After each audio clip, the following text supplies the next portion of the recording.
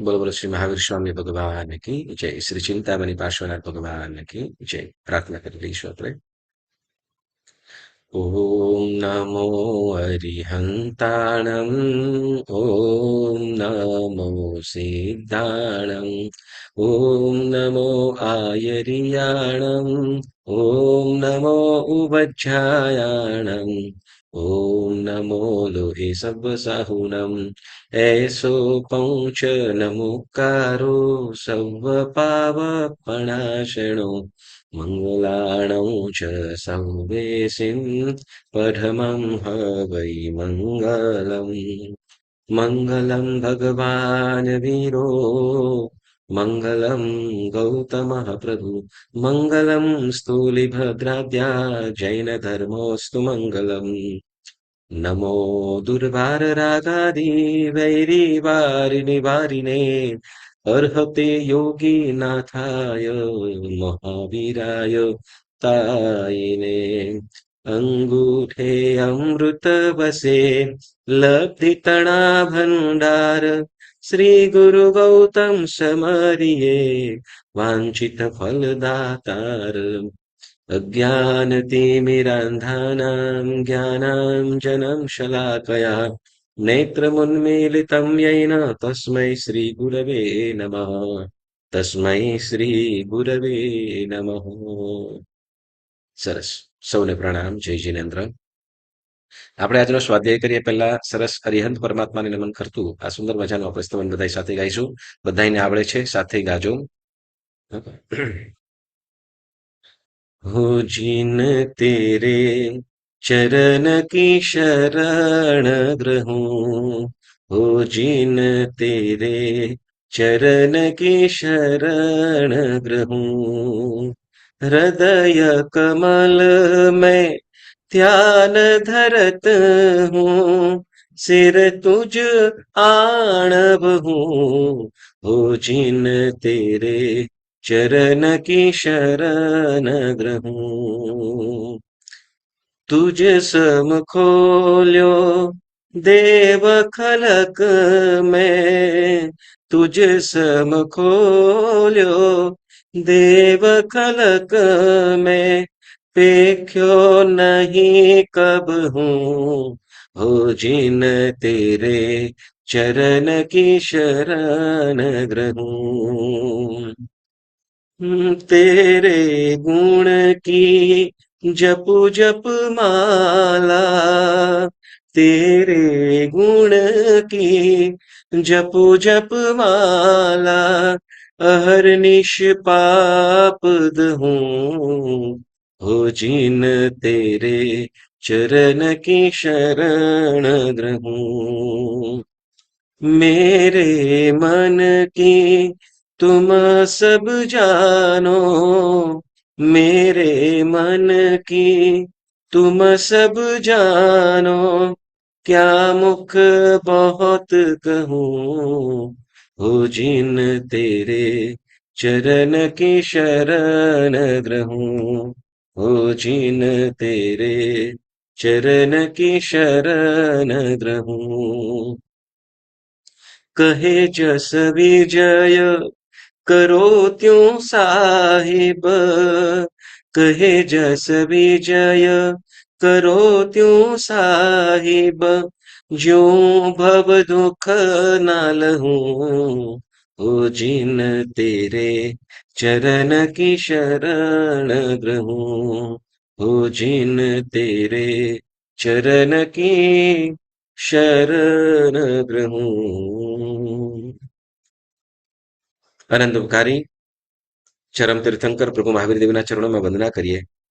प्रगट प्रभावी पुरुषादानीय श्री पार्श्व प्रभुना चरणों में वंदना करी। पूज्य आचार्य भगवंतो उपाध्याय भगवंतो અને સર્વ સાધુ સાધ્વીજી ભગવંતોના ચરણ કમળમાં ત્રિકાળ વંદના કરતા આરાધક સર્વ શ્રાવિક શ્રાવિકા ભાઈ બહેનો સૌને સાદર પ્રણામ. બધા સુખ શાંતિમાં હશો. આપણે બુધવારના સ્વાધ્યાયની અંદર તત્વજ્ઞાન સંબંધી વાત કરીએ. તત્વજ્ઞાન એટલે છે આપણને રમૂજી તરીકે અને જે ખાસ ઉપયોગી છે રોજિંદા જીવનમાં, તો એની આપણે વાત કરીશું. આપણે જેમાં આપણું પ્રારંભિક કહીએ તો દેવગુરુ અને પછી સ્વાધ્યાય. દેવગુરુને વંદન.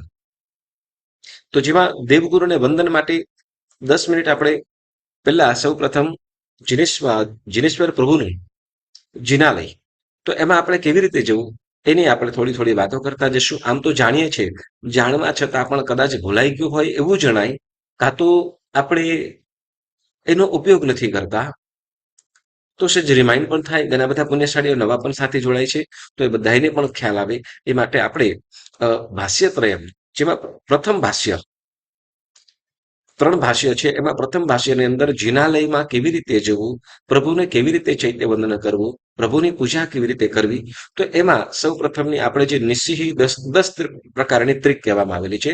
ત્રિક એટલે 3-3ના પેર, 3-3ની પેર જે કહેવામાં આવેલી છે. તો એમાં 10 ત્રિકની આપણે થોડીક વાત કરીશું, અને ત્યાર પછી વિશેષ પરમાત્માના જે પ્રભાવો છે, પરમાત્મા અરિહંત દેવના જે પ્રભાવ છે, આપણે કે હે નાથ શું જાદુ ભર્યા અરિહંત અક્ષર 4માં, તો એ જાદુ શું છે, એના પ્રભાવ શું ચમત્કારો છે, તો એની પણ આપણે વાતો કરીશું. એટલે જેથી આપણને જીનેશ્વર પ્રભુ પ્રત્યેની આપણને શ્રદ્ધા આવે. ત્યારે આપણે સૌ પ્રથમ જિનાલય સંબંધી આપણે વાત કરીશું.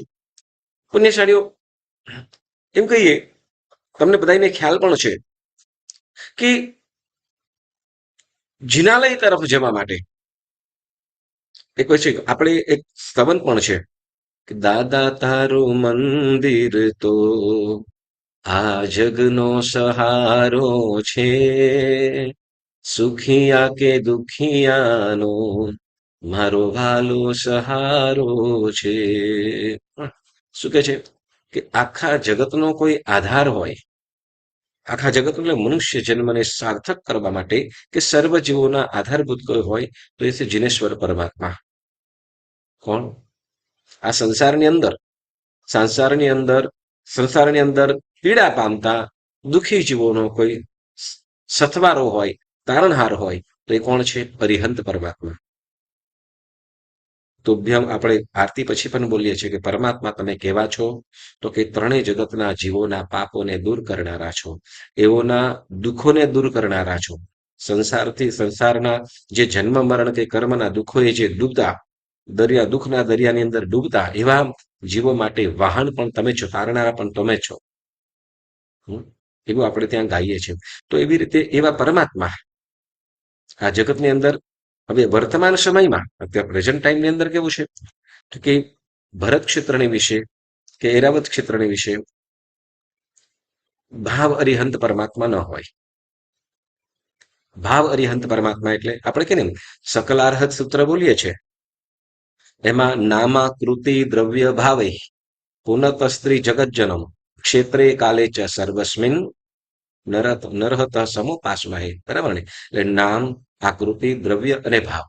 કલિકાલ સર્વજ્ઞ શ્રી હેમચંદ્રાચાર્ય સુરેશ્વરજી મહારાજ સાહેબે આપણને જણાવ્યું છે, એમને જયારે કીધું છે કે અરિહંત પરમાત્મા કેવા છે, તો કે અરિહંતનું નામ તો કે નામ, આકૃતિ, દ્રવ્ય અને ભાવ, ચારેય રીતે આ પરમાત્મા તારે છે. અરિહંત પરમાત્મા ચારેય રીતે જીવોને તારક છે, એટલે સંસારના દુઃખોથી ઉગારનારા છે. કે પેલું કીધું નામ, બરાબર ને? માત્ર આપણે 24 જીનેશ્વર ભગવંતનું નામ કરીએ કે લોકસ સૂત્ર બોલીએ કે નવકાર મહામંત્રથી સ્મરણ કરી નમન કરીએ, તો એ પણ આપણને સંસારથી તારનારો બને છે. પછી નામ, પછી કીધું આકૃતિ. આકૃતિ એટલે તો કે જીનેશ્વર પરમાત્માની પ્રતિમા કે જીનેશ્વર પરમાત્માની છબી, ફોટો. તો એને પણ નમન કરવું, એને પણ નમન કરીએ તો એ પણ શું છે? તો એ પણ આપણને સંસારના દુઃખોથી તારનારા છે.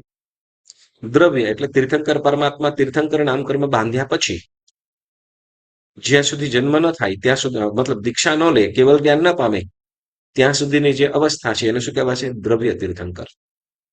ફરીથી, જીનેશ્વર પરમાત્મા તીર્થંકર નામકર્મ બાંધી લીધું છે, અને વળી કદાચ માતાની કુક્ષીમાં પણ આવી ગયા, અને ત્યારથી લઈને જે પરમાત્મા કેવલ જ્ઞાન ન પામે, દીક્ષા પણ લીધી પણ કેવલ જ્ઞાન નથી પામ્યા ત્યાં સુધી જે અવસ્થા છે એને દ્રવ્ય તીર્થંકર કહેવાય. જે મહાવીર સ્વામી ભગવાન આંબલ ક્રીડા કરતા હતા, આંબલ ક્રીડા કરવા ગયા કે મેરુ કંપાવ્યો, કે પરિસહો ઓલા ગૌશાળાના કે પછી ચંડકોશિયા વગેરેના જે ડંખ વગેરે સહન કર્યા, તો એ જે બધી અવસ્થા હતી તો એ દ્રવ્ય તીર્થંકર કહેવાય. મતલબ માતાના ગર્ભમાં આવ્યાથી કેવલ જ્ઞાન પામે ત્યાં સુધીની અવસ્થાને શું કહેવાશે? દ્રવ્ય તીર્થંકર. બરાબર. અને ત્યાર પછી મતલબ સમવસરણ, કેવલ જ્ઞાન પામી ગયા, સમવસરણની રચના થઈ અને ત્યાર પછી મોક્ષમાં નથી ગયા ત્યાં સુધીની જે અવસ્થા એને શું કહેવાય? તો કે ભાવ તીર્થંકર. એટલે ભવ્ય જીવોને સમવસરણમાં બેસીને ભવ્ય જીવોને જે ધર્મ ઉપદેશ આપે છે, તો એ ધર્મ ઉપદેશ આપતા એવા એ અવસ્થાને શું કહેવાશે? તો કે ભાવ તીર્થંકર. તો આ ચારેય રીતે તીર્થંકર પરમાત્મા તારણહારા છે. ચાર વસ્તુ કીધી અત્યારે. નામ, ચાર રીતે તીર્થંકર: નામ, આકૃતિ, દ્રવ્ય અને ભાવ.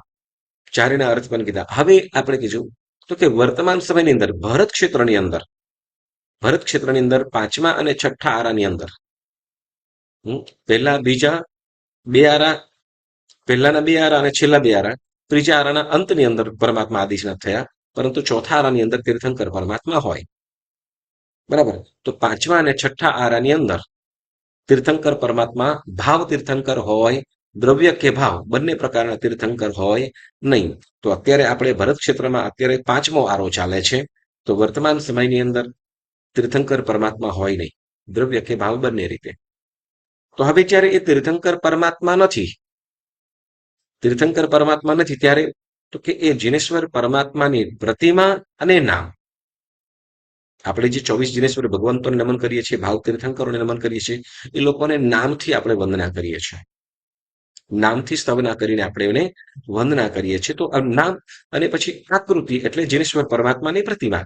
જેમાં મહાવીર સ્વામી ભગવાનનું શાસન છે, પ્રભુ મહાવીર સ્વામીની આપણે જિનાલયમાં પૂજા કરીએ છીએ, પાર્શ્વનાથ પ્રભુની પૂજા કરીએ છીએ, આદિશ્વર પ્રભુની પૂજા કરીએ છીએ, નેમિનાથ, શાંતિનાથ પ્રભુ, વળી બીજા અન્ય જીનેશ્વર પરમાત્માઓની પણ પ્રતિમાઓ છે. તો એ બધાની આપણે વંદન પૂજા કરીએ તો એ પ્રતિમાઓ છે એને શું કહેવાય છે? આકૃતિ પ્રતિમા. આકૃતિ શું કહેવાય છે? આકૃતિ.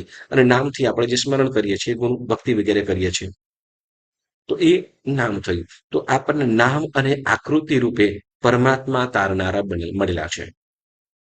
દ્રવ્ય અને ભાવ તીર્થંકર આપણને એમનું સાનિધ્ય નથી મળ્યું, પરંતુ આપણે નામ અને આકૃતિ સ્વરૂપે પરમાત્મા તારણહાર મળ્યા છે.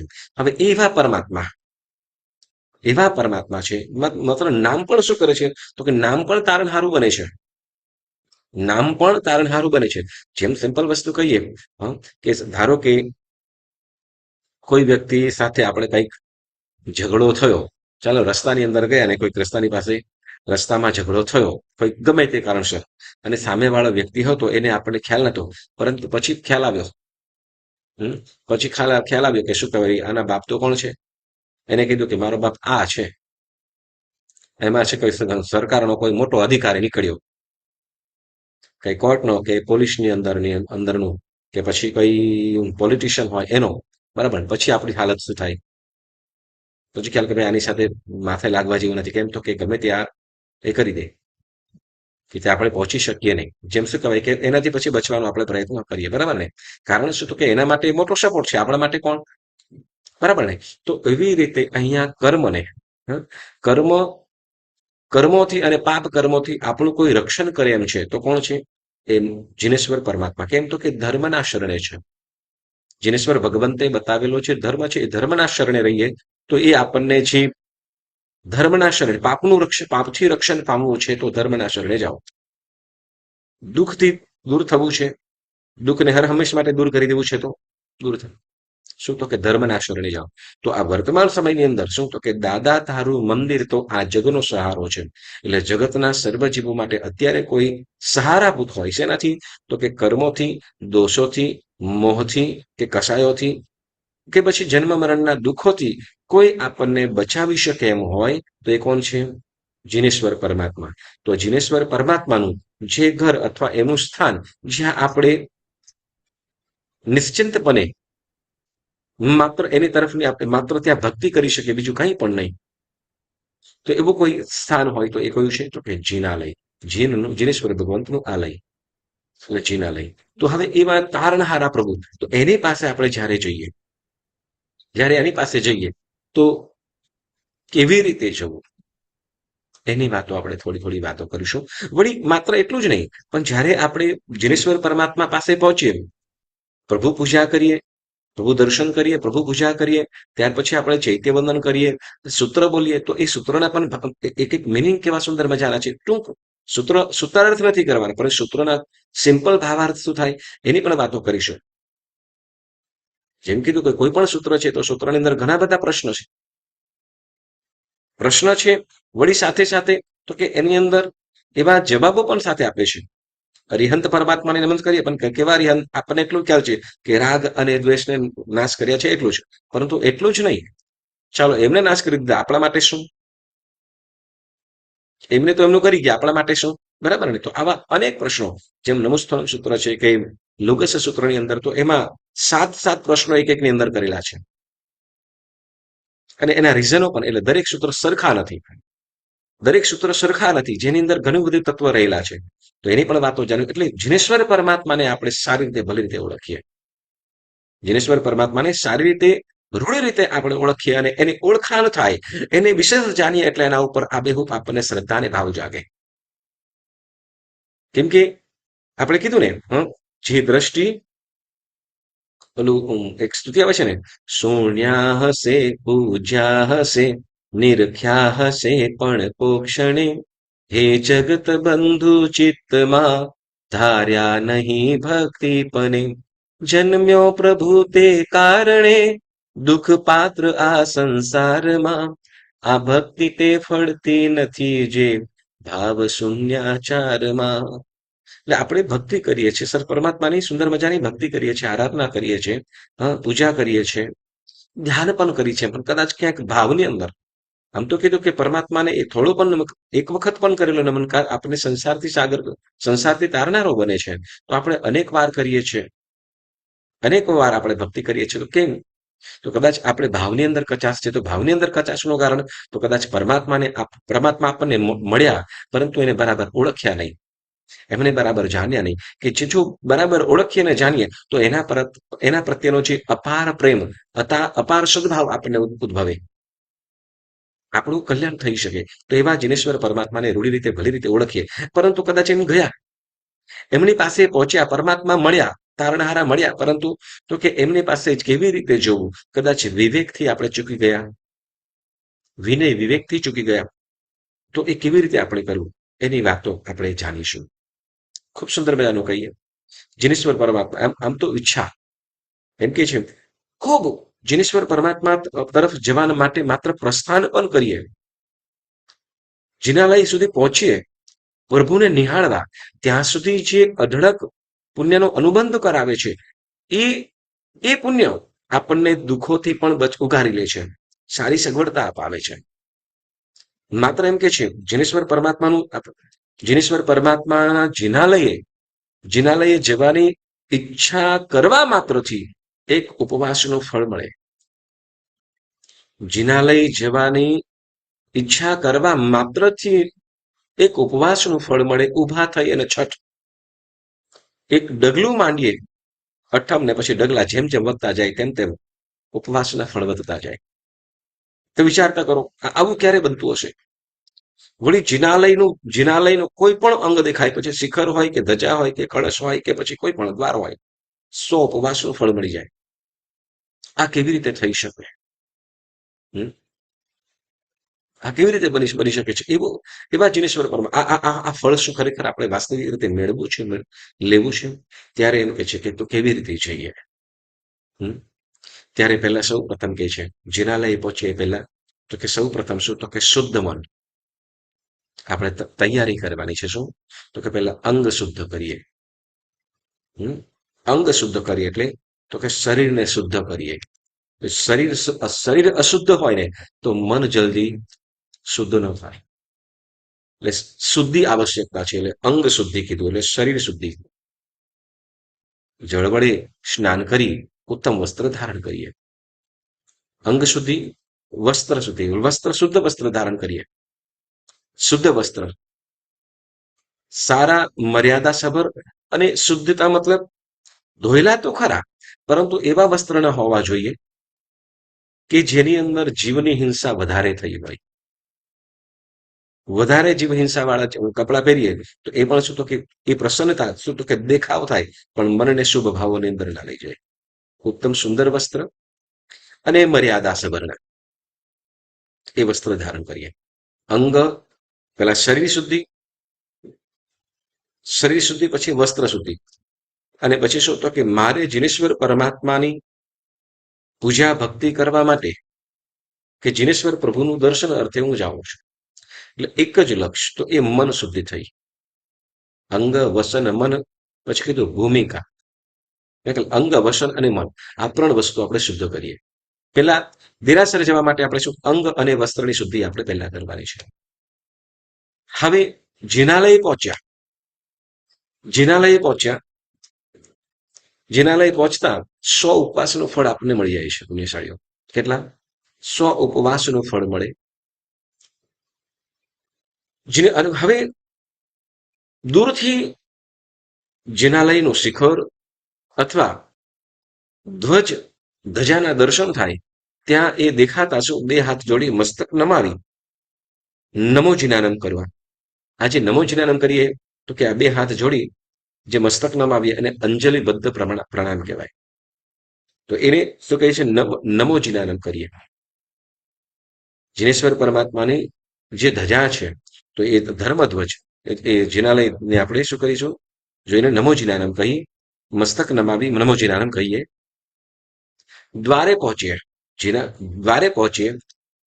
આમ તો જ્યારે પુણ્યશાળી સાંભળજો, જ્યારે આપણે જિનાલય જઈએ તો આમ તો ઉઘાડા પગે જવાનું હોય, ખુલ્લા પગે, ચપ્પલનો ઉપયોગ ન કરવાનો હોય. તમે એક વસ્તુ તમે જોજો, તમે શેત્રુંજય ગિરિરાજની જ્યારે યાત્રા કરતા હશો, બરાબર, યાત્રા કરીએ તો તે વખતે ત્યાં તમે તળેટીએ જ છો તો કે ચપ્પલ પહેરીને કોઈ ઉપર ન જતું હોય, પવિત્રતા એનો લાભ. તો એમ જિનાલયે જઈએ ત્યારે શું કરવું તો કે ઉઘાડા પગે જવું. પણ હવે કઈ સમય સંજોગ કે જેના કારણે કદાચ ચપ્પલ પહેરતા હો તો ચપ્પલ પહેરીને કદાચ આવ્યા હોય તો તરત શું કરતો કે પગ ધોવાની વ્યવસ્થા છે, પગ ધોઈ લેવા. પગ ધોઈને પછી આપણે જિનાલયની અંદર પ્રવેશ કરીએ. હવે અહીંયા ખાસ આગળ જ્યારે જિનાલયની અંદર પ્રવેશ કરીએ ત્યારે સૌ પ્રથમ ત્યાં નિસ્સિહે બોલવાનું છે. શું? નિસ્સિહે કમ્પલસરી બોલો. કારણ શું તો કે હવે મન શુદ્ધિની આપણે વાત કરીએ છીએ. કઈ? મન શુદ્ધિની. નિસ્સિહે બોલીએ એટલે નિસ્સિહી 3 વખત. નિસ્સિહી 3 વખત બોલીએ. ક્યાં? તો કે જેવું દેરાસર પ્રવેશ કરીએ ત્યાં નહીં, પરંતુ દેરાસરના પગથિયા ચડીએ છીએ ત્યાં જ.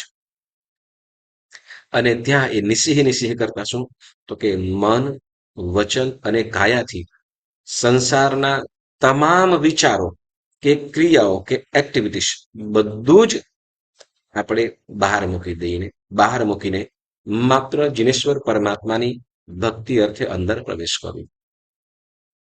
સંસાર સંબંધી મતલબ કે ઘર સંબંધી હોય, પુત્ર પરિવાર સંબંધી હોય, દુકાન સંબંધી હોય કે ઓફિસ સંબંધી હોય કે ધંધા સંબંધી હોય, કોઈ પણ વાતો વિચારો બધાનો ત્યાગ કરી અને આપણે જિનાલયમાં પ્રવેશ કરવાનો છે. આ શેના માટે છે તો કે મન શુદ્ધિ માટે. કેમ તો કે જ્યાં સંસારની અંદર અનેક પ્રકારના આપણે પછી એ ધંધા માટે હોય કે ઘર માટે હોય કે અનેક પ્રકારના કાવા દવા ચાલતા હોય, તો બધા જ વિચારોનો ત્યાગ કરી માત્ર ક્યાં તો કે જિનાલયમાં જીનેશ્વર પરમાત્માની ભક્તિની અંદર તરબોળ થવું. એવા ભાવ સાથે આપણે જિનાલયના દ્વારથી અંદર પ્રવેશ કરીએ. જિનાલયમાં પ્રવેશ કરીએ અને ત્યાર પછી આપણે 3 પ્રદક્ષિણા દઈએ છીએ. સુંદર મજાનું તિલક જો સાંભળ્યું. હવે હા, જ્યારે દેરાસરમાં પ્રવેશ કરીએ, જિનાલયમાં પ્રવેશ કરીએ તો પ્રવેશ કરતી વેળાએ શું કરવાનું છે તો કે કેસરથી કે ચંદનથી સુંદર મજાનું તિલક કરવાનું છે. હવે તિલક આમ શ્રાવકે આમ 5 તિલક કરવાના હોય. કેટલા? 5 તિલક. પેલા કપાળ, કાન, કંઠ, હૃદય અને નાભી, આ 5 જગ્યાએ તિલક કરવાના હોય. જેમાં અહીં કપાળની અંદર આજ્ઞાચક્ર રહેલું છે. કપાળમાં આજ્ઞાચક્ર રહેલું છે. તો એ આજ્ઞાચક્ર ત્યાં જીનેશ્વર પરમાત્માની આજ્ઞા મારા જીવનની અંદર આવો, જીનેશ્વર પરમાત્માની આજ્ઞા હું શિરોધાર્ય કરું છું. એવા ભાવ સાથે શું કરીએ તો કે ચંદનથી આપણે એ આજ્ઞાચક્ર ઉપર આપણે તિલક કરીએ છીએ. અહીંયા બરાબર.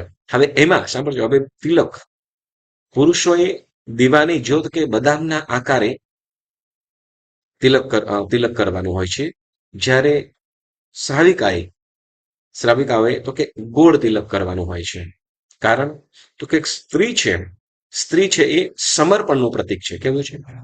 સમર્પણનું પ્રતીક.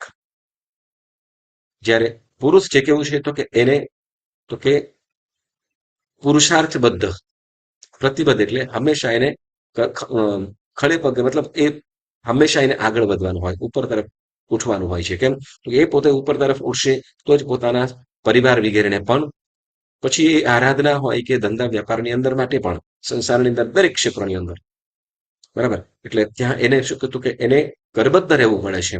એટલે કરબદ્ધ રહેવાનું છે એટલે કે હંમેશા તત્પર રહેવાનું છે, તૈયારી સાથે રહેવાનું છે. તો એટલા માટે એ પુરુષો માટે તિલક કેવું છે? દીવાની જ્યોત અથવા બદામના આકારે, બરાબર. સ્ત્રી કેવું છે? સ્ત્રી તત્વ તો કે સમર્પણ. પછી એ શ્રાવક હોય કે સંઘ, સર્વ સાથે સમર્પિત ભાવવાળા હોય છે, બરાબર. તો એના માટે આ તિલક આપણે કેવી રીતે તો કે ગોળ તિલક કરવાનું હોય છે. કાને કાને જે તિલક કરીએ છીએ તો એ કાને તિલક કરવા પાછળ તો કે જીનવાણીનું મને શ્રવણ હો, જીન વચનનું મને શ્રવણ હો, જીન સ્તુતિનું શ્રવણ હો, સત્ય વચનનું મને શ્રવણ હો, એવા ભાવ સાથે આપણે કાને. અને કંઠે તિલક કરતા તો કે જીનવાણીનું શું તો કે સત્ય વચન ઉચરે, ગુણગાન કરું. આ કંઠથી શું કરું તો કે જીનેશ્વર પ્રભુ તમારા ગુણગાન કરી શકું, તમારી વાત ઉચરી શકું, સત્ય વચન ઉચરી શકું, બરાબર. એ ભાવ સાથે કંઠે આપણે તિલક કરીએ છીએ. પછી ત્યાર પછી કે હૃદય. કયું? હૃદય. જીનેશ્વર પરમાત્મા મારા હૃદયમાં તમારો વાસ હોજો, મારા હૃદયમાં તમારો વાસ હોજો. કારણ શું તો કે આ હૃદયની અંદર અનેક પ્રકારના રાગ દ્વેષો રહેલા છે. આ હૃદયની અંદર પ્રભુ તમે પધારશો, રાગ દ્વેષો ઓછા થશે, સંસારના રાગ દ્વેષો ઓછા થશે, તમારા પ્રત્યેની મને ભક્તિ જાગે અને હું પણ તમારા જેવા વિતરાગ પદને પ્રાપ્ત કરી શકું. એટલે હૃદયમાં શું તો કે હૃદય તરફ આપણે હૃદય તિલક કરીએ છીએ. પછી નાભી. પરમાત્માને આપ કોની વાત કરીએ છીએ? આપણી પરમાત્માને તો આપણે એના વગર પૂજા કરીએ જ છે, પરંતુ આ જે તિલકની છે એ આપણી પોતાની વાત કરીએ છીએ, બરાબર. કયું? કપાળ, પછી કાન, કંઠ, હૃદય અને નાભી. હવે નાભી કેમ તો કે નાભી પરમાત્મા નાભી જેમ અવિચળ સ્થાન છે આપણા જીવન, આપણા શરીરના સર્વ અંગોપાંગ હલન ચલન મતલબ અસ્થિર છે. કાન પણ હલે, આંખ ડોળા વગેરે પણ ફરે, નાક પણ કદાચ થઈ જાય, આળું ટાળું થઈ જાય, કે જીભને તો લૂલી છે પણ બધે તરફ ફરે, હાથ પગ વગેરે પણ, પરંતુ નાભી એક એવું છે કે અવિચળ અંગ છે, એટલે એ ક્યાંયથી આમ તેમ થતું નથી, મધ્યમાં પણ છે અને અવિચળ પણ છે. તો એમ પરમાત્મા અવિચલ સ્થાનને વિશે મને પ્રાપ્તિ કરાવજો. અવિચલ એટલે કે ચલિત નથી થતું એવું કયું સ્થાન છે તો કે શિવપદ. પરમાત્મા મને પણ તમારા ધર્મની અંદર તમે બતાવેલો જે ધર્મ છે ધર્મમાં મારી સ્થિરતા અવિચળપણે રહે, ધર્મ તમારા પ્રત્યેની જે શ્રદ્ધા અવિચલ રહે, એવા ભાવ સાથે આપણે ત્યાં નાભીએ તિલક કરીએ. 5 તિલક કીધા. ચાલો, કોણ કોણ કયા કયા 5 તિલક બોલો?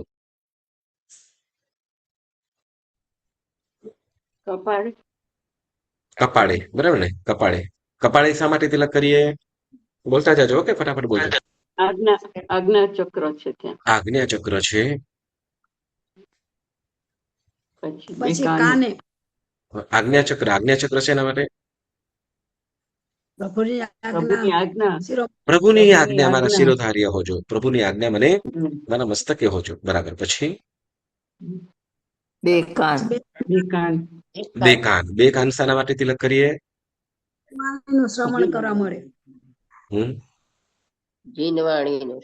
જીનવાણીનું શ્રવણ કરું, પરમાત્મા તમારા ગુણગાનનું શ્રવણ કરું, બરાબર ને? બે કાને, બરાબર ને? આપણે બે કાન શેના માટે આપ્યા? સાંભળવા કે બુટ્ટી પહેરવા કયો ને. ઓકે, ચાલો, જીનવાણીનું શ્રવણ કરે, સારું સાંભળીએ, બરાબર ને? યસ. પછી કંઠે આપણે કરીએ છીએ ગુણગાન પ્રભુના ગાય ગુણ ગાવા માટે, પ્રભુના ગુણ ગાવા. પ્રભુના પ્રભુના ગુણ ગુણગાન ગાવા, કરી સારું શકીએ, બોલો. સત્ય વચન બોલીએ. પછી હૃદય, શુદ્ધ હૃદય, શુદ્ધ ભાવ, શુદ્ધ ભાવ, શુભ ભાવ. બરાબર. જે રાગ દ્વેષને ઉપશમાવે, રાગ દ્વેષનો નાશ કરે. પરમાત્મા મારા હૃદયમાં પધારી મારા રાગ દ્વેષને નાશ કરો. પછી નાભી શેના માટે?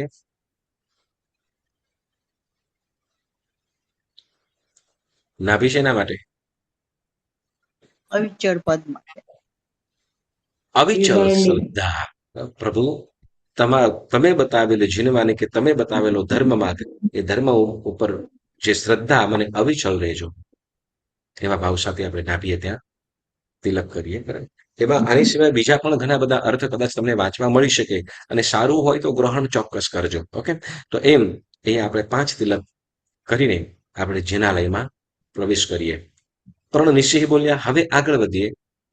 હવે જો જેવા જિનાલયમાં પ્રવેશ કરીએ ને, તિલક કરીએ અને પછી અંદર પ્રવેશ કરીએ, સૌ પ્રથમ કોણ દેખાશે? જીનેશ્વર પરમાત્મા દેખાશે.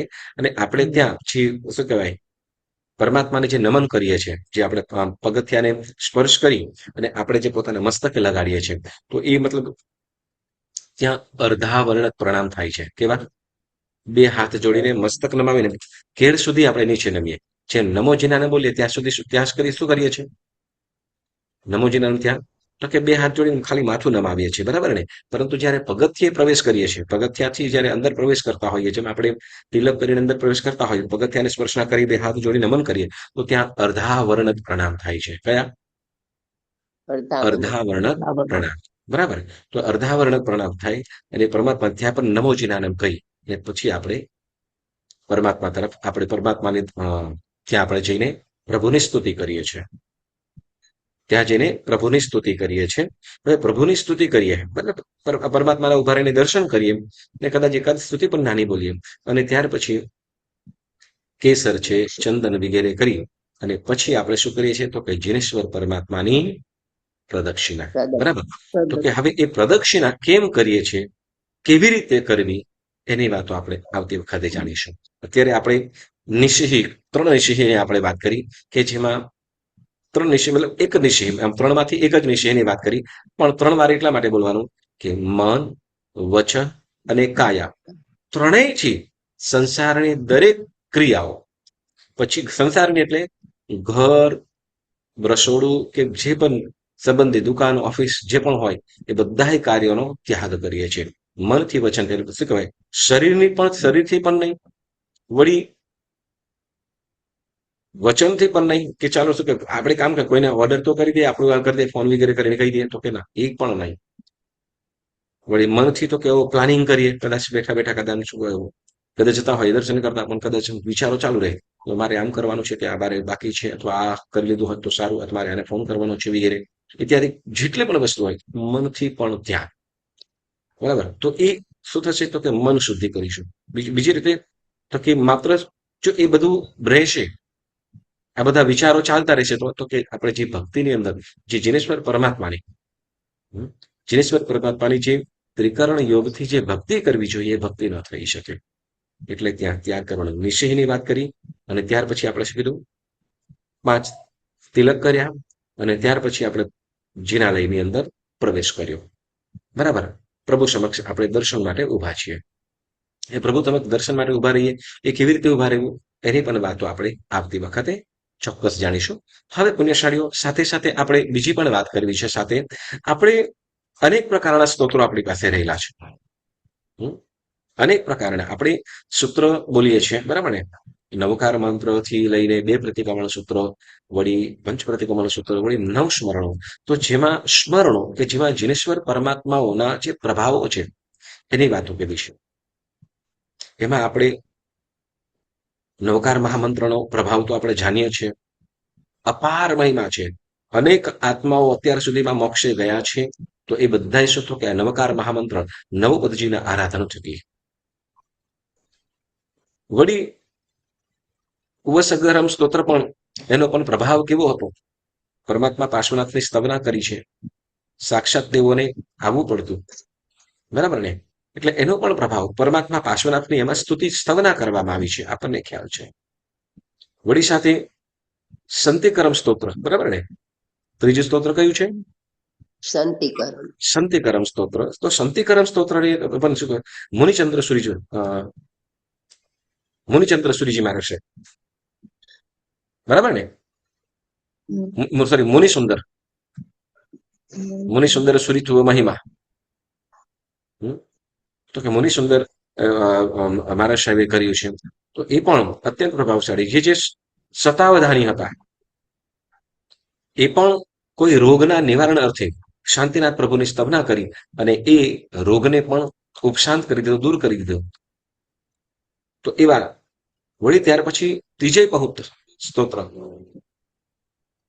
ત્રીજય પહુત સ્તોત્રના રચયિતા પણ પછી માનતોષરીજી. તો એ સ્તોત્ર પણ બરાબર છે ને?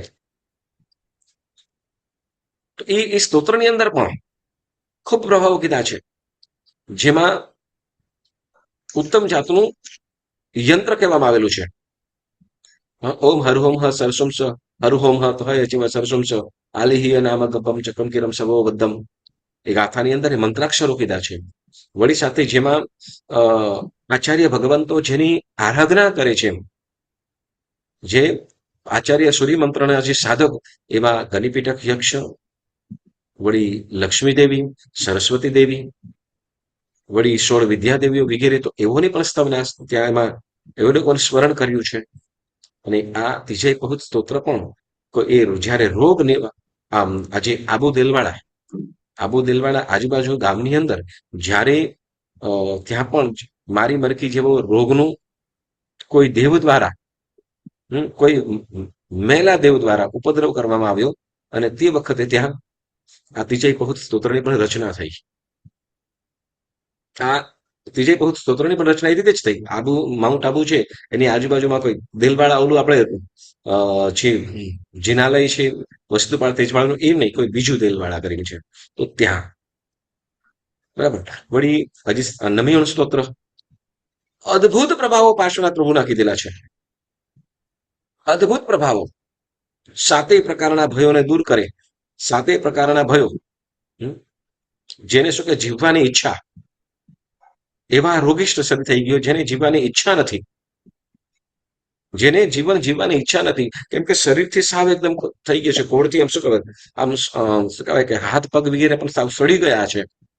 મતલબ છે કે પબ્લિકની અંદર આવવાની પોતાની ઈચ્છા નથી, કે બસ હવે બસ આના કરતા મરી જવાય તો સારું. એટલે શરીરથી પણ કંટાળેલા છે. હા, એવા ભયંકર રોગોને પણ જે પ્રભુના પ્રભાવે દૂર કરી દીધા છે, એવા પ્રભુને, એટલે પાર્શ્વ પ્રભુની સ્તવના એમ નમિયોણ સ્તોત્રમાં આગમન કરી છે. વળી પછી રાજાઓનો ભય હોય, કે પછી સમુદ્રનો ભય હોય, કે પછી કોઈ જંગલી હિંસક પશુઓનો ભય હોય, કે પછી હાથી વગેરે મોટા પ્રાણીઓનો ભય હોય, કે ચોરનો કે શત્રુઓનો ડર હોય, તો મતલબ 7 પ્રકારના જે ડર છે, એ 7 પ્રકારના ડરને દૂર કરી દે છે. કોણ? તો કે નમિયોણ સ્તોત્રનું સ્મરણ, એનું આરાધન કરતા 7 પ્રકારના ભયો એને સતાવે નહીં, દૂર થઈ જાય. તો એ નમિયોણ સ્તોત્રની અંદર કીધેલું છે. વળી એ પ્રમાણે જ્યારે અજીત શાંતિ સ્તોત્ર તો આપણે જગજાહેર છે. અજીત શાંતિ સ્તોત્ર તો જગજાહેર છે. શું પ્રભાવ!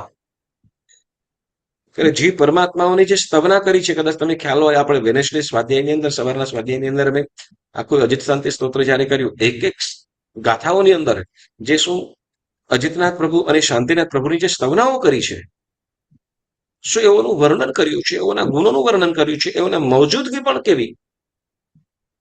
અજીતનાથ પ્રભુ ચાલતા હોય ને એનું વાતાવરણ કેવું અદ્ભુત થઈ જાય, આનંદકારી થઈ જાય. જેમ કીધું, હાથી કે મદમસ્ત હાથી ચાલતો હોય અને જે એની ધૂનની અંદર હોય, નાચતો, મસ્તક ડોલાવતો હોય, અને સૂંઢ પણ એવી રીતે ચાલતો હોય, અને મતલબ એ હાથીની એ ચાલ આખા વાતાવરણને એક મંગલકારી કરી નાખી દે, આખું મંગલ કરી નાખે, પ્રસન્ન કરી દે. તો એવી રીતે આ પરમાત્મા અજીતનાથ અને શાંતિનાથ પ્રભુના પણ પ્રભાવો હતા. વળી તપ, ત્યાગ, તેજ, શક્તિ, ગુણ વગેરેની જે વાતો એમાં કીધી છે, અદ્ભુત અદ્ભુત અદ્ભુત અવર્ણનીય. એમ કે એ નંદીસન મુનિજી કેવી સ્થાપના કરી હશે ને. પ્રભાવ તો આપણે ક્યાં રચના થઈ આપણને ખ્યાલ જ છે, શત્રુંજયની ગોદમાં. અને વળી એમાં પણ પ્રભાવ કેવો તો કે સામે સામે રહેલી ડેરીઓ પાસે થઈ જાય. કેવો અદ્ભુત પ્રભાવ હશે. તત્કાલ તત્ક્ષણે ચમત્કાર. તો કેવી પ્રભાવ હશે, કેવો પ્રભાવ હશે. આમ આ સ્તોત્રનો પ્રભાવ કેવો તમે એક વિચાર તો કરો. આ બધા સ્તોત્રોની રચના આપણને જે જીનશાસનની અંદર પ્રભાવ જે સૂત્રોનો અને સ્તોત્રનો જે પ્રભાવ છે ને, એમાં સાઈડ ઇફેક્ટ કોઈ નહીં, કોઈ પણ પ્રકારનો સાઈડ ઇફેક્ટ નહીં. બોલો, સાઈડ ઇફેક્ટ તો સમજાય ને. સાઈડ ઇફેક્ટ એટલે શું? હેલો, સાઈડ ઇફેક્ટ નો મતલબ શું? નુકસાન. બીજું કઈ નુકસાન જુઓ, અન્ય દેવી દેવતાઓ સાંભળજો. વિતરાગ પરમાત્મા, અરિહંત પરમાત્મા, વિતરાગ શ્રી અરિહંત પરમાત્મા અને અન્ય દેવી દેવીઓની અંદર બહુ મોટો ફરક છે.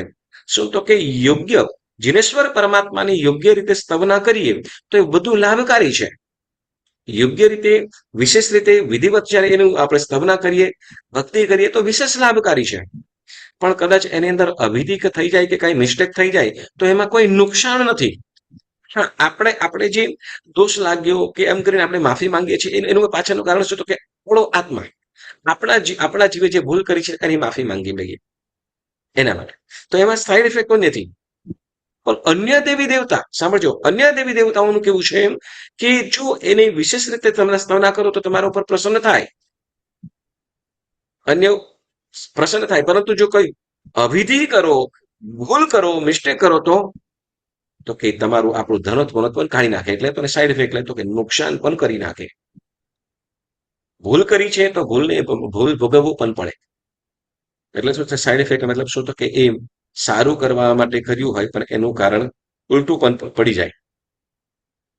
એનું ઉલટું પણ પડી જાય. એટલે શું તો કે સુખ માટે કર્યું હોય ને દુઃખ પણ આવી પડે. એટલે આવું મિથ્યા દેવ દેવતાઓની અંદર થાય. એટલે જીનેશ્વર પરમાત્માની ભક્તિનો લાભ છે, પુણ્યનો લાભ છે. સાઈડ ઇફેક્ટ કોઈ નથી. હજી શાંતિ સ્તોત્ર છે કે નવકાર મંત્ર આપણે જે પણ અત્યારે વાત કરીએ એ પણ વગેરે. હજી શાંતિ સ્તોત્ર વળી ત્યાર પછી કયું સ્તોત્ર આપણે કહીએ છીએ? ભક્તામર સ્તોત્ર. આપણને ખબર સ્તોત્ર સ્રજમ તવ જીનેન્દ્ર ગુણેની બધા ભક્ત્યામયા રુચિર વર્ણ વિચિત્ર પુષ્પામ દત્તે જનો ઇહ કંઠ ગદા મજસ્ત્રમ તમ્માન તુંગમ સાસુનું પૈતી લક્ષ્મી.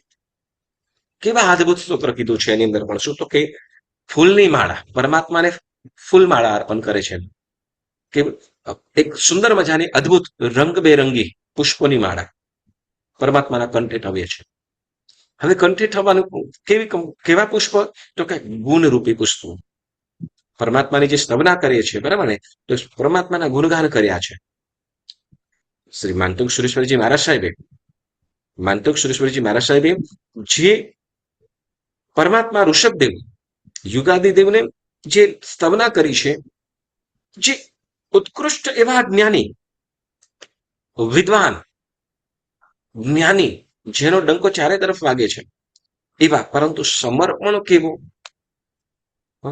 સમર્પણ કેવી એમની તો કે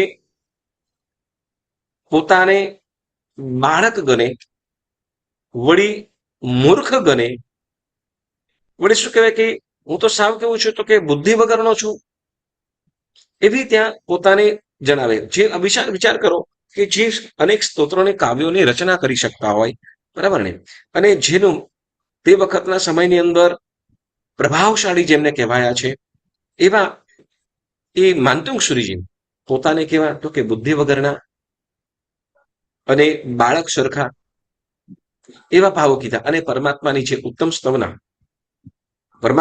ઉત્તમ સ્તવના કરી એમ કે છે કે જેમ ઉપસર્ગહરમ સ્તોત્ર ઓલા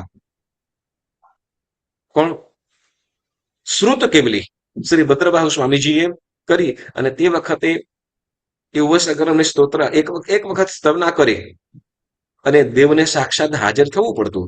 તો એ પ્રમાણે અહીંયા જ્યારે આ ભક્તામર સ્તોત્રની રચના કરી અને ત્યારે એની અંદર પણ એવા પ્રભાવ હતા. એની અંદર એવા પ્રભાવ હતા કે કેટલીક ગાથાઓ, જેમાં 48 ગાથાઓ હતી એમ કે છે, તો એમાં કેટલીક ગાથાઓ છે કે એ ગાથાઓનું ઉચ્ચારણ થતું અને ચક્રેશ્વરી દેવીનું સિંહાસન ચલાયમાન થતું. સિંહાસન ચલાયમાન થવું એટલે એમને ત્યાં પછી જે જે શ્રાવક કે શ્રાવિકા જે પણ એની જે પરમાત્મા ઋષભદેવની સ્તવના કરે, તો એને ગમે તે રીતે પણ એમની પાસે ત્યાં જવું પડે. આ ભક્તામર સ્તોત્રની અંદર જે 48 ગાથાઓની અંદર 4 ગાથાઓ જે વિલુપ્ત કરી, તો વિલુપ્ત થઈ એ 4 ગાથાઓ કઈ, અને એમાં જે 4 ગાથાઓની અંદર એ ગાથાઓનો પ્રભાવ એવો હતો ચક્રેશ્વરી દેવીને આવવું જ પડે. અને હવે અહીંયા પ્રભાવ તો હતો, પણ સાથે સાથે એનો જે આનંદ, ભક્તામર સ્તોત્રનો જે ઉચ્ચારવાનો એ ગુણ, એ ભક્તામર સ્તોત્ર ગાવાનો જે આનંદ હતો, એ શ્રાવક શ્રાવિકાઓને કે સાધુ સાધ્વીજી ભગવંતનો અત્યંત આનંદનું કારણ બનતું. સહજ ભાવે ગાતા, એક આનંદ કારણે. અને આનંદ કારણે કઈ પણ કાર્ય વગર, કઈ પણ કામ વગર પણ, મતલબ ભક્તિમાં ક્યારેય પણ, ભક્તિ કોને કહેવાય? ભક્તિ કોને કહેવાય? જેમાં કોઈ પણ પ્રકારનો સ્વાર્થ ના હોય, કોઈ પણ પ્રકારની અપેક્ષા ના હોય, એ જ ખરેખર ભક્તિ કહેવાય. બાકી જ્યાં કોઈક સ્વાર્થ રહેલો હોય, જ્યાં સ્વાર્થ રહેલો હોય અને મતલબ કે કોઈ કઈક વસ્તુ જોતી છે કે ગમે તે હોય, તો તે વખતે જે આગતા સ્વાગતા કરતા હોય, તો એને શું કહેવાય? તો એ સ્વાર્થ છે. પણ અહીંયા સ્વાર્થ વગર નિસ્વાર્થ ભાવે માત્ર ભક્તિથી એ સ્તોત્રનું ગાન કરતા હોય. તો એવા પ્રભાવ, વળી એ પ્રભાવના એ પ્રભાવ જો અહીંયા એમ કે છે કે એ જીનેશ્વર પરમાત્માની સ્તુતિ કરતા, જીનેશ્વર પરમાત્માની સ્તુતિ કરતા તે અરિહંત આદિનાથ પ્રભુની સ્તવના કરી છે એમાં. અને પ્રભાવ તો ખ્યાલ જ છે કે તત્ક્ષણે, બરાબર ને, 48 બેડીઓ તૂટી, 7 દરવાજાઓ ખુલ્યા અને માનતુંગ સુરેશ્વરજી મહારાજ સ્વસ્થપણે એ જેલની અંદરથી બહાર પણ નીકળ્યા. પ્રભાવ તો તમને ખ્યાલ જ છે. ગુપ્તચરો દ્વારા ભોજ રાજાએ જેલમાં નાખ્યા, તમને બધું જ ખ્યાલ છે. આપણે વારે ઘડીએ કર્યા છે.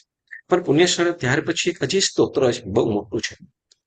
જેમ ભક્તામર સ્તોત્ર અત્યંત પ્રભાવશાળી છે, એના કરતા એમ કહું કે વિશેષ પ્રભાવશાળી. આમ તો કમ્પેર ન કરાય, પરંતુ જ્યારે એના પ્રભાવની વાત કરીએ ત્યારે ખૂબ અદ્ભુત પ્રભાવશાળી સૂત્ર એટલે કલ્યાણ મંદિર સ્તોત્ર. કયું? કલ્યાણ મંદિર સ્તોત્ર. આ સ્તોત્રની અંદર સાંભળજો, આ સ્તોત્રની અંદર પરમાત્મા પાર્શ્વનાથના એવા પ્રકારના ગુણગાન કર્યા છે, એવા પ્રકારના ગુણગાન કર્યા છે. અરે, પ્રભુના નામનો પણ શું પ્રભાવ છે, પ્રભુના નામનો પણ શું પ્રભાવ છે, એ બધી વાતો કીધી છે. પ્રભુનું દર્શન કે પ્રભુનું સાનિધ્ય, પ્રભુનું નામ કે પ્રભુનું સ્મરણ પણ કેવું પ્રભાવશાળી છે, કેવા એના ચમત્કારો છે. એવી એ આ કલ્યાણ મંદિર સ્તોત્રની અંદર વાતો આપણને જણાવે છે. તો આ જેમ દેરાસરની વિધિની આપણે વાત કરીશું, તેમ સાથે આ કલ્યાણ મંદિર સ્તોત્રની પણ આપણે એક એક ગાથાનો અર્થ શીખીશું. શું કરીશું? એક એક ગાથાનો અર્થ, બરાબર? એટલે એના ભાવાર્થ છે. ખાસ જો તમે ગાથા કરશો તો આપણું ભક્તામર આ કલ્યાણ મંદિર સ્તોત્ર કરતા જે આપણે સ્વાધ્યાય કરીશું, એ સાથે સાથે જો ગાથાઓ પણ તમે કરશો, અઠવાડિયાની ગાથા તો ચોક્કસ થઈ જાય, અથવા ઓછામાં ઓછું 15-20 વખત બોલશો ને તો એ જીભ ઉપર આવી જશે ને, તોય તમે આમ બોલતા થઈ જશો. બોલતા એટલે સ્તોત્ર બોલતા તો તમને આવડે જ છે બધાને, પરંતુ આ કલ્યાણ મંદિર સ્તોત્ર કંઠસ્થ થઈ શકે એમ છે. તો આ કલ્યાણ મંદિર સ્તોત્ર, તો કલ્યાણ મંદિર સ્તોત્રની અંદર એના રચયિતા પણ શ્રી સિદ્ધસેન દિવાકર સુરેશ્વરજી મહારાજ સાહેબ, કે જેઓને આપણે આ સંકીર્તના 67 બોલની સજાઈની અંદર એમનો ખૂબ સુંદર રીતે પરિચય આપણે જાણ્યો હતો કે કેવા પ્રભાવશાળી હતા, કોણ હતા, અને કેવી રીતે આ કલ્યાણ મંદિર સ્તોત્રની રચના કરી, કેવા પ્રભાવશાળી હતા. મતલબ આ સ્તોત્રની જે રચના કરનારા જે કોઈ જેવા તેવા નતા કે, અને પાછું તે વખતનો પ્રભાવ હતો તો અત્યારે પ્રભાવ હોય કે નહીં, તો કે હા, ચોક્કસ 100%. વર્તમાન સમયની અંદર પણ એટલા જ પ્રભાવો આ સ્તોત્રના રહેલા છે.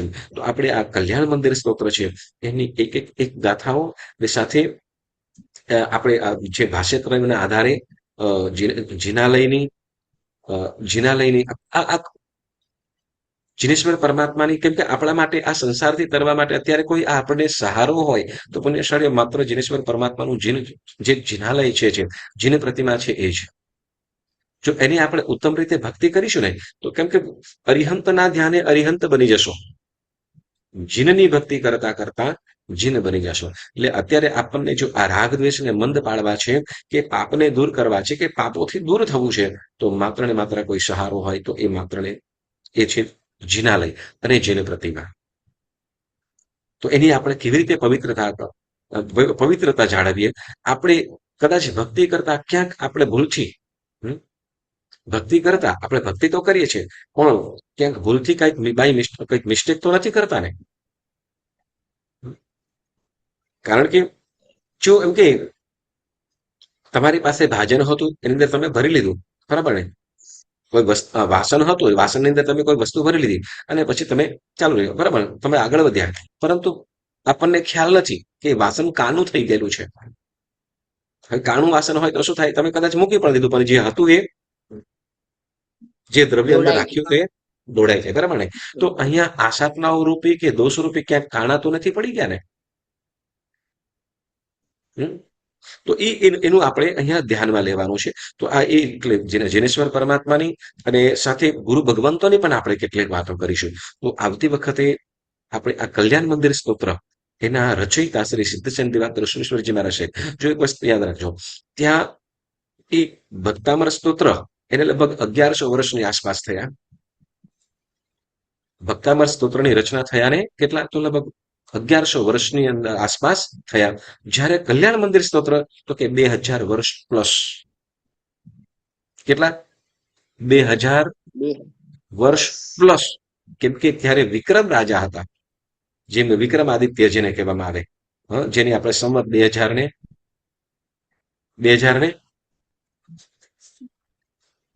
કેટલી 2082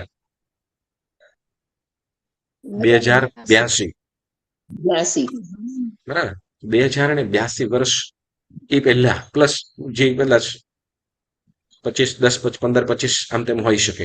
તો એ સમયની અંદર તો, અને એ પણ પાછું કેવા, તો કે જો અહીંયા કઈ ન હોય, એક વસ્તુ યાદ રાખજો, કઈ ન હોય ત્યાં કઈ નવું કરવું હોય તો સહજ રીતે થઈ શકે.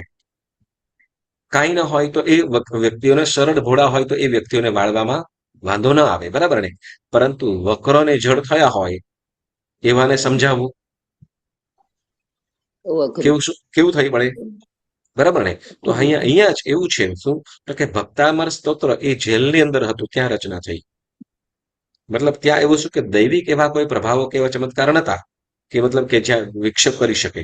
જ્યારે અહીંયા તો શું, તો કે એ કઈ જગ્યાની અંદર, તો એ પણ પાછું તો કે અન્ય દેવદેવીઓ દ્વારા જે કબજે થયેલું છે, અન્ય ધર્મીઓ દ્વારા કબજે થયેલું છે. અને ત્યાં જે જીન પ્રતિમા ત્યાં સ્તવના કરી અને ત્યાં મતલબ એ પ્રભાવથી, આ સ્તોત્રના પ્રભાવથી આખું ત્યાં જે વાતાવરણ બદલાયું, પરમાત્મા કેવી રીતે પ્રાપ્ત થયા, તો એની વાતો આપણે આવતી વખતે આ સેમ સ્વાધ્યાયની અંદર કરીશું કે કલ્યાણ મંદિરની સ્તોત્ર કેવી રીતે થઈ, રચના કેવી રીતે થઈ, કોણે કરી, એમના ગુરુ કોણ હતા, એ પોતે કેવા પ્રભાવશાળી હતા, એની સંક્ષિપ્તમાં આપણે વાતો કરીશું. તો જેથી આપણને આ સ્તોત્ર પણ આપણે લગભગ શું કહે છે ભાઈ, બેસતા મહિનાના દિવસે ભક્તામર સ્તોત્ર બોલી રહીએ છીએ, બાકી કલ્યાણ મંદિર સ્તોત્ર તો કે બેસતા વર્ષે, બરાબર ને? બેસતા મહિને આપણે ચોક્કસ શું કરીએ છીએ, તો કે ભક્તામર સ્તોત્રની આપણે ગાન કરીએ છીએ. અને કલ્યાણ મંદિર બેસતા વર્ષના, બરાબર ને? પછી કદાચ ઘરની અંદર પણ કદાચ આનું ઉચ્ચારણ નથી થતું આપણાથી, બરાબર ને? ક્યાંક આનું કારણ શું છે ખબર છે? કારણ કે એક સ્તોત્રના જે પ્રભાવ છે ને, એનો જે ભાવ છે ને, કદાચ એને આપણે સારી રીતે સમજ્યા નથી. તો એને આપણે સ્વાધ્યાય કરીએ કે જેથી આપણને, આ તમે બધા કરી શકો એમ છો. અને આ દરેક આની અંદર પણ એટલો અત્યંત પ્રભાવશાળી કીધા. અને એના જે ભાવ છે ને, એ ભાવ પણ સાંભળીશું ને, જીનેશ્વર પરમાત્મા તરફની જે આપણને જે આબેહૂબ ભક્તિ જે વધશે, જે પ્રભુ તરફની જે શ્રદ્ધા વધશે ને, ખૂબ સુંદર હશે. તો આપણે એ સ્તોત્રની આપણે ખૂબ સુંદર રીતે સ્વાધ્યાય કરીશું પુણ્યશાળીઓ. તો આજે નવસ્મરણની સંક્ષિપ્તની અંદર ટૂંકમાં આપણે વાત કરી, અને આવતી વખતે આ કલ્યાણ મંદિર સ્તોત્રની પણ કથા તો આપણે સાંભળીશું, પણ સાથે એક ગાથા એનું પણ ઉચ્ચારણ કરીશું, ગાઈશું બધાય સાથે. ઓકે, તો ચાલો આજનો સ્વાધ્યાય કરતા પુણ્યશાળીઓ કંઈ પણ જેને આજ્ઞા વિરુદ્ધ બોલાયું હોય તો મન વચન કાયાથી ત્રિવિધે મિચ્છામિ દુક્કડમ મિચ્છામિ દુક્કડમ મિચ્છામિ દુક્કડમ મંગળ પ્રાર્થના કરીશું. ખામે સર્વજીવે સર્વે જીવા ખમંતુ મે મિક્તિ મે સર્વભૂમેષુ વૈરમ મજ્જન કેનૈ શિવમસ્તુ સર્વજગતઃ પરહિત નિરતા ભવમુતુ ભૂતગણઃ દોષઃ પ્રયાન્તુ નાશમ સર્વત્ર સુખી ભવતુ લોકઃ ઉપસર્ગः ક્ષયં યાન્તિ છિદ્યન્તે વિઘ્નવલ્લયઃ મનઃ પ્રસન્નતામેતિ પૂજ્યમાને જિનેશ્વરીં સર્વમંગલમાંગલ્યં સર્વકલ્યાણકારણં પ્રધાनं સર્વધર્માણાं જૈનમ જયતિ શાસનમ જૈનમ જયતિ શાસનમ. બોલો બોલો શ્રી મહાવીર સ્વામી ભગવાન કી જય. શ્રી ચિંતામણી પાર્શ્વનાથ ભગવાન કી જય. વિશ્વના સુખ શાંતિ માટે બધાએ 12 નવકારનું સ્મરણ કરીશું. 12 નવકાર.